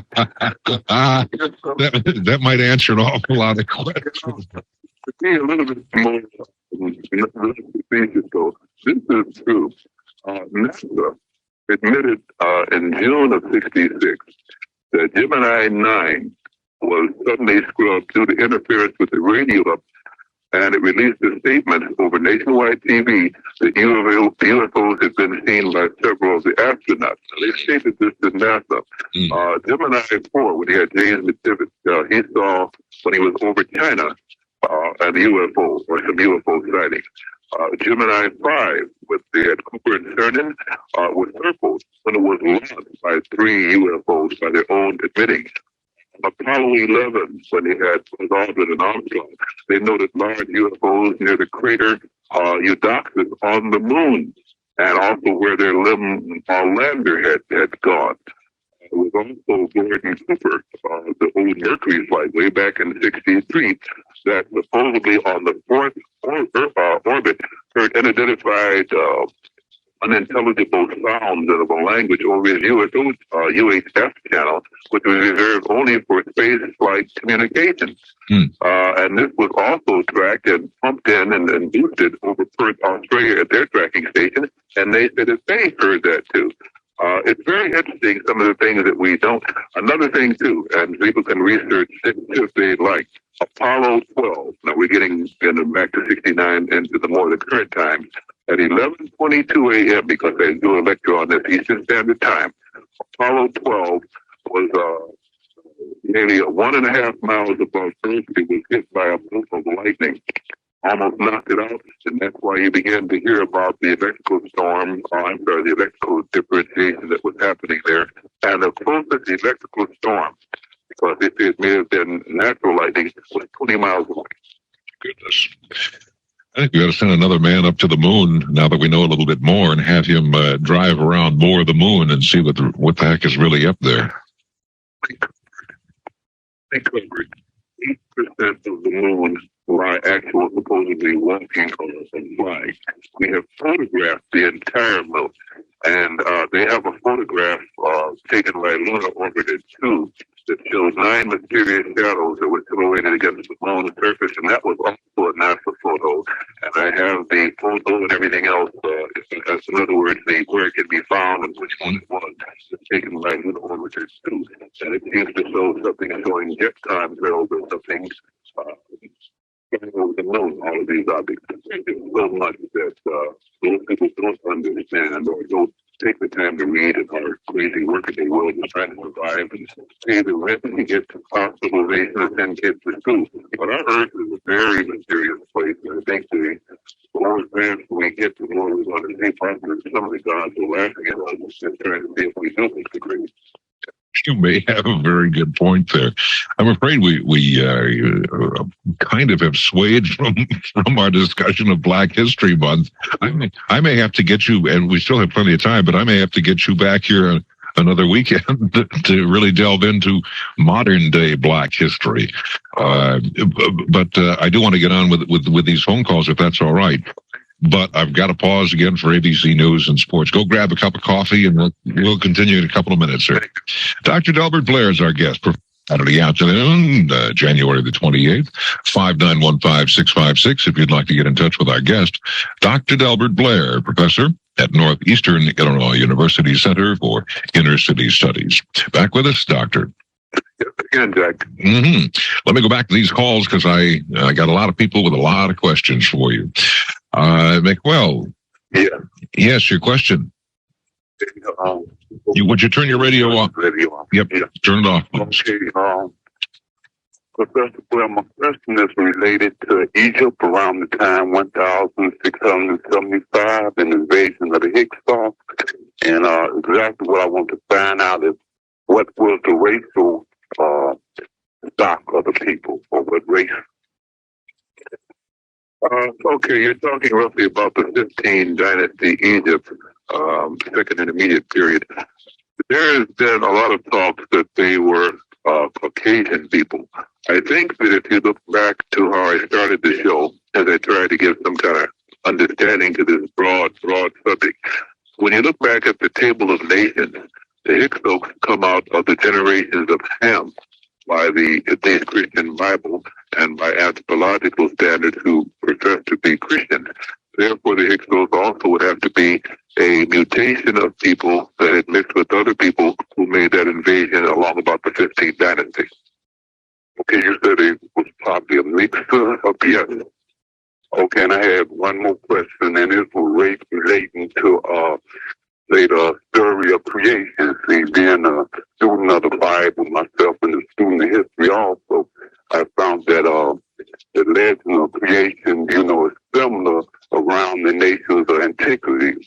And one of them I found dealing with the Babylons was something like 1,500 years older than that of the Hebrews.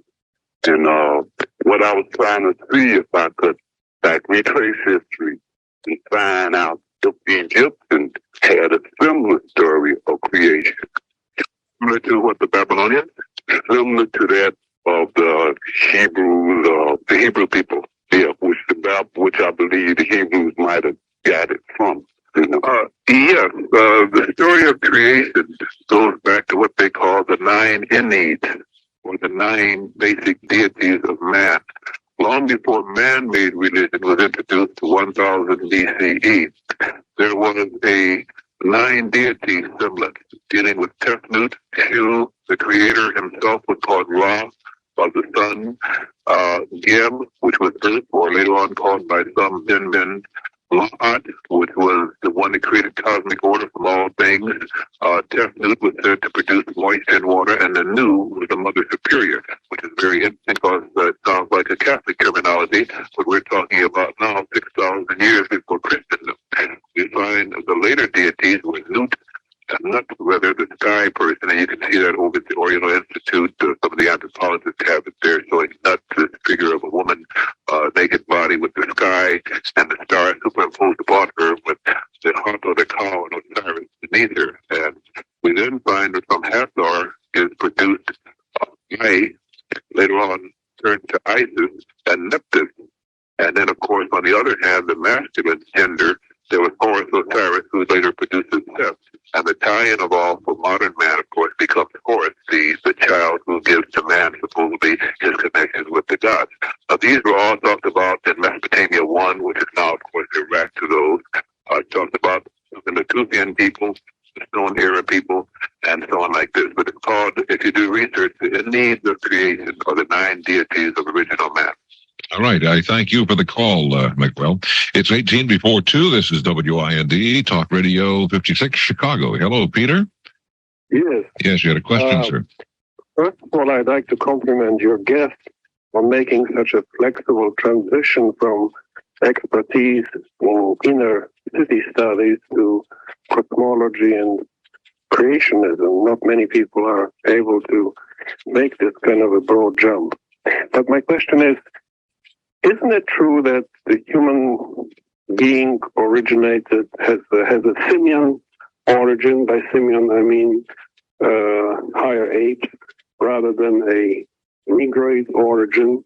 Isn't it true that that one cannot make even an assumption that the first human beings were Negroid? It reminds me somewhat.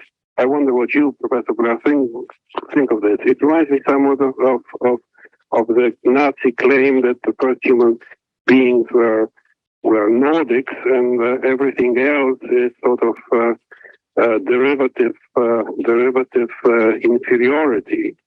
If you say that the first human beings were Negroids, everything else is a sort of derivative, perhaps less important. Have you encountered that kind of a criticism before? Okay, I thank you for your beginning compliment. And now again for my concept. When you study Boscop Man, the one that Professor Taylor Leakey in East Africa, Professors Bloom and Dart in South Africa agree on, you go to 30,000 years old. If you read Professor Pritchard's book, Physical History of Man, it stated that the primitive man was undoubtedly Negroid, lived in Europe all the way to Russia when Europe was still joined to Africa. What do you mean by Negroid?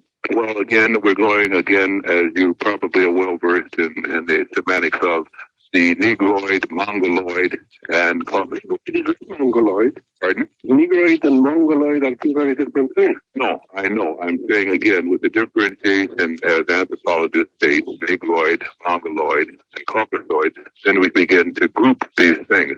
If you go to the ancient Mesopotamian people, this is why I chose that, because it's still part of so-called written history or established history going back 10,000 years. After that, you get into Darwinism and creation theory. It becomes somewhat speculative, but I still go. The anthropological studies, the digs, that go back even to finding man now millions of years ago on Earth, no matter what he was, will show a different characteristics of the intelligent man that begins to dawn in the Mesopotamian era, which you well know. So I simply state, as far back as our written history goes, civilized man, cultured man, becomes a little negrito. If we extend it back to Boscop man and even back further into Ice Age man and so like this, it becomes speculative as to what he looks like, or even if he is, because since the link has never been found, it's all speculative. Peter, I must keep rolling in the interest of time, but I appreciate your... So ask one quick question about those pyramids on Mars. Yes. I think I have seen those pictures. Have you, Professor Blair, looked at them with a magnifying glass? The ones that I had, yes. No, the ones that I have looked, okay. You mean the Martian picture? Uh-huh. With a magnifying glass. I looked at it with my thick glasses on. That's about it. Somebody told me that they looked at them with a magnifying glass and they saw a little inscription there. They're saying black is beautiful. Is that right? I don't know. You'd have to ask the person that said that. Afraid that's it. Let me say one thing to why still on the line. We won't say that I said this after he hung up. If you will, scrutinize the Sphinx pictures. They look like the Sphinx did before it was blown off by the British Canadiers and the French Canadiers. Very interesting. Peter, thank you for the call, sir. Let me pause and we will continue. Dr. Delbert Blair is our guest, professor at Northeastern Illinois University Center for Inner City Studies. Jack Stockton with you on Talk Radio 56 Chicago, WIND. Welcome to the board meeting, ladies and gentlemen. I have some good news and some bad news. The good news is that Smidgen Industries has accepted... A question for Dr. Blair. Yes, doctor. I am Jewish. And I don't have to say the world is wanted to be Jewish all the time since I was born. Now, we have what they call the Bible, which is the book. The people in the world, the people.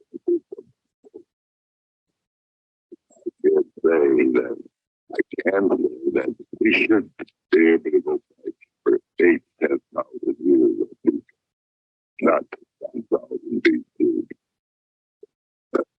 We have everybody trying to tell us how we came, what we did.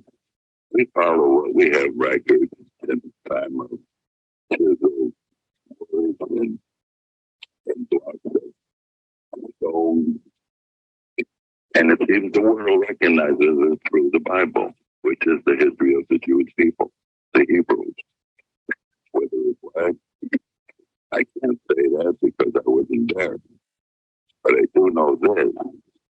Looking back for thousands of years, the Jewish people were taught, like most other people in the world at the time, and intermixed with other because of the religion that started with Abraham. We consider most of the Arabs our cousins, most of them, because of the Hebrew. Let me see if Dr. Blair has any response there, Sam. Okay, Goyim in one sense, but a Yemenite is a Goy. Okay, but that don't mean that the Goyim weren't the Jews either at the time. Okay, I'm being facetious. But a Yemenite or Balada, by historical study, how would I inculcate into the Talmud or the well, all Semites are supposed to be from the Hebrew.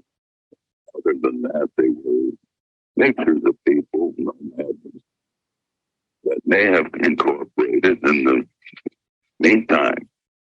And I also want to state that prehistoric times, I wouldn't say prehistoric times, recording sometimes, you do have Egyptians that had hieroglyphics in picture form, where the Hebrew had wording form, and had inscribed them in rock tablet form. As you know, since this time, it shows the Ten Commandments. Now, many people that want to follow didn't want to follow in a recognition as a Hebrew, but some other name, because they probably were discriminated at that time. Well, and intermixed at the time, but I still say that most people at the time, going back to ancient time, did not mix because of the religion. Okay, when Abraham was already about 75 years old, as I understand the Old Testament, he and his wife Sarah and a small band of these Hebrews, who at that time were called Rahidas, entered Egypt because of a famine that was in Canaan. Now, when Sarah died, and then Abraham left Egypt, he took another wife. Her name was Keturah. He was a person we now call African. He had 6 children: Zimram, Joshak, Midian, Ishbak, and Shukah. He also had Hagar, of course, the Egyptian handmaid, to Sarah, who was his first wife. Now, if you study the history of those descendants, you'll find there's a lot of overlapping, particularly there, long before 1640, when Joseph, the son of Jacob, and the other Hebrews entered Egypt from a different famine. Also, the book of Ezra, which is now our book of Ezra, when he was in Babylonian captivity, produced most of the ancient, I would say, Jewish text. Sam, I must keep rolling in the interest of time, but I appreciate you joining us, sir. Thank you. 8 before 2 at WIND in Chicago. Hello, Joel. Chet? Yes, sir. Yeah, by way of background, I'm a physician. Mm-hmm. And I would like to think at least somewhat educated. Mm-hmm. A couple of remarks were made a little while ago that I heard on my car, in the car on the way home, that I'd like a little clarification of. Specifically, Dr. Blair's references to the sightings of pyramids and a sphinx on the surface of the moon and on the surface of Mars. Now, that was stated by Dr. Blair as virtually an established fact.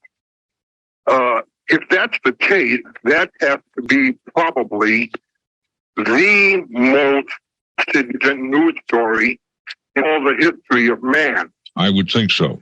And I simply can't believe that this kind of information has been what amounts to effectively suppressed by the media or by NASA or the government or whoever was involved. Now, I can buy something like something that looked like pyramids might have been seen, or something that was sphinx-like in appearance was seen. But that's a long, long way, I think, from reporting that pyramids and the Sphinx have been seen on the surface of the moon. Well, not to differ with our guest, necessarily that's not my place to do so, but I, as a talk show host, try and keep up on all kinds of topic matter and subjects, and I must admit to you, this is the first time that I have heard that someone has seen pyramids and a Sphinx on the surface of Mars or the moon. Yeah. On that, please. Okay. Many of the days, people are hearing for the first time. It does not make them true. It does not make them false. It simply means that people should do some research. I do research. think it's still available. It's a Dell publication. It's called Our Mysterious Spaceship Moon. It's written by Don Wilson. He goes complete with photographs of the NASA revelations of various things. The Russians, in fact, are further ahead in open discussion of this than we are. And they're supposed to be a very closed society at one point, where I find they're more open than we are in this. I didn't say that it was not released. I'm not giving you any information that probably hundreds of thousands of scientists, doctors, and researchers have talked about. I simply bring it forth as a point of open discussion in the context of Black history to try and show just really how probably infinitesimal we are and how infantile we are compared to what really goes on in our own system that we don't know. I don't make the statement to be, what can I say, to cause a lot of hysterics. I simply make the statement in the context of other statements that I made. But the doctor who is calling, Joel here, brings up a good point. If such photographs show what you say they in fact show, I'm shocked that they weren't on every television news program, on the front page of every newspaper in the United States. You have a program on IND. I listen to IND a lot. I try to be informed, and your station does inform. You had a program on last week during the afternoon section before it went to, of course, before it went network, where, no, it was network, where a man was asking for people to send him unreported stories or stories that got less publicity that were important that should. And he makes a whole business through the year of just putting these things up distributed. People don't want to know things that are really happening. They want to know things that make them comfortable, because most people are very frightened. This nuclear age is frighteningly young. The religious folks have gotten frightened by the fact that maybe the coffers get filled, and those that speak out against it, of course, are denigrated. The scientific community wants to be revered, so how much do they fear other than those they feel are their peers? Nothing has to do with truth, and this is what I'm trying to spread in my limited fashion. This is where people must soul search. This is causing controversy, and I'll bet your lines will light up. I'll bet you people will be talking about this program long after it's gone off. If more things were openly discussed, our planet could probably make headway by millions of years and hundreds of years. But as long as people begin to challenge, not because of what I've said, but because of the way that I've said it, because other people don't know it, that has nothing to do with what may be fact or fiction. That means research and find out for yourself, and then find your own truth. Good point, Joel. I appreciate your call, sir. Thank you, John. You bet. Is there anyone, Dr. Blair, on the NASA staff that talks about these pictures, the possible photos? I don't know. Mine is all the curious. I get it through reading and through listening. And as a fan to listening to talk shows, that's why I don't have time for music. I'm too busy trying to find out what's happening on this planet that I find myself on now. That book that I did today has a lot of references and a beautiful bibliography in the back. It does mention various doctors, various people from Massachusetts Institute of Technology. It talks about the Dragon Spectrum of National Geographic back to 73. I think there's lots of footnotes. All people have to do is get involved in the same life. Dr. Blair, I wish we had more time, but unfortunately we don't. As I say, we did not at all concentrate on modern day Black history, but possibly during the month of February, time permitting, you and I can get together on a weekend and do this again and concentrate more on modern day Black history, if you will. I'd be happy to if you would have me. There's a lot to cover there, and inventions, sure, and so on and so forth. But again, per se, I would like, before I go, if it's possible, to give a plug to our health seminar and symposium that we're holding Monday at the Center for Inner City Studies. May I, please? Sure. Okay. It is at 700 East Oakwood Boulevard. 700 East Oakwood Boulevard. It's on Monday evening at 6:30, room 521.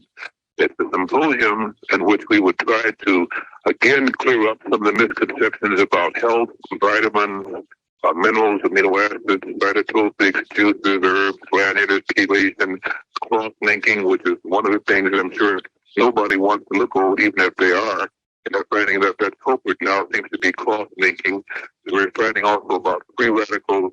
We want to talk about memory revitalization and brain power used into the use of nutrition. You're going to cover an awful lot. Many of the people are interested in that. I hope that they would come out. And if they want further information, so they could call 72550. Maybe you could jot that down if you would. I've got it right in front of you. 472-6550. Yeah. Thank you very much for being again a middle of the room moderator, taking sides as usual. I do listen to you. There are many people that don't like you. I think you're the greatest. On IND, and I hope that gets to a raise. I doubt if it will. Well, you know, we've interacted for the last few years. Right. And again, at least you make it slow enough and clear enough where people can state what they want. Okay. Of course, that was the end of it there. I do hope you really enjoyed it. And so Dr. Blair hit on a few points, and there's some very specific things that I would like to talk to you about health real quick, since we're all on the line together, since you don't have to wait for a podcast and stuff, right? So number one, EMF. When you take a phone, this is for the men, and I'm getting to the women. When you take a phone, men, and you put it near your reproductive area, you are radiating your sperm. Once your sperm is radiated, they stay radiated until you ejaculate and you create more sperm. Okay, so until more sperm is actually created, your sperm that's currently in your repository is radiated. Okay, that's number one. That's why it's extremely important for you not to have a phone or have any type of electronic device, even like a laptop, on your lap. Women, and this is even more dangerous here. Okay, now there is a future podcast, because there's been a lot of revelations that have come out recently about EMF and 5G and stuff like that. But I wanted to get out the one about the old worlders first. I wanted to put out the one for the event and so on and so forth, right? So now, sometime this week, next week, I'm going to be releasing a bunch of different types of podcasts. But you're going to get a little bit ahead here. So again, men, it's imperative that you do not keep any type of electronic device near your genital area. Women, the same thing, but it affects your eggs. Okay. And since your eggs are not like recreated like how men's are concerning the sperm, they're just there, right? And you have typically a limited amount. So with that, once they are radiated, because it's not like you can replenish them per se. Okay. Going by regular,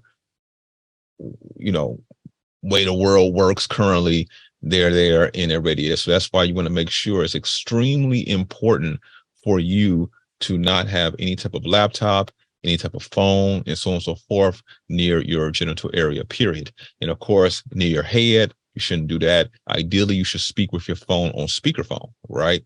And if you are in an area that you really cannot speak on a speakerphone, either use a wired headset or just don't be on the phone at all. It's literally that important. Thank you, brother. Thank you. Thanks, Tony. Thank you. Thank you, Tony. Take care. Yeah, thanks. You do the same. You all as well. All right, Thank peace. Peace. Peace and love. All right. This enchanted lullaby. There is no truth until you decide what truth is, and each person should find that truth out for his or herself. This enchanted lullaby. This enchanted lullaby. You know what? Global family, look in the mirror. I want you to take a good look. You are the champion, the hero of your story. No matter how much praise you may give some of us who may help you on this journey, it is you who has to walk it. We are only a catalyst to help you see.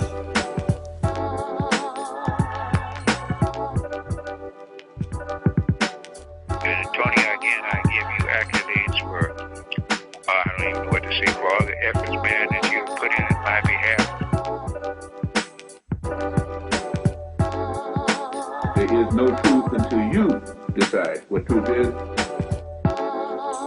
it is you who has to walk it. We are only a catalyst to help you see. Person should find that truth out for his or herself. To help you see. For his or herself.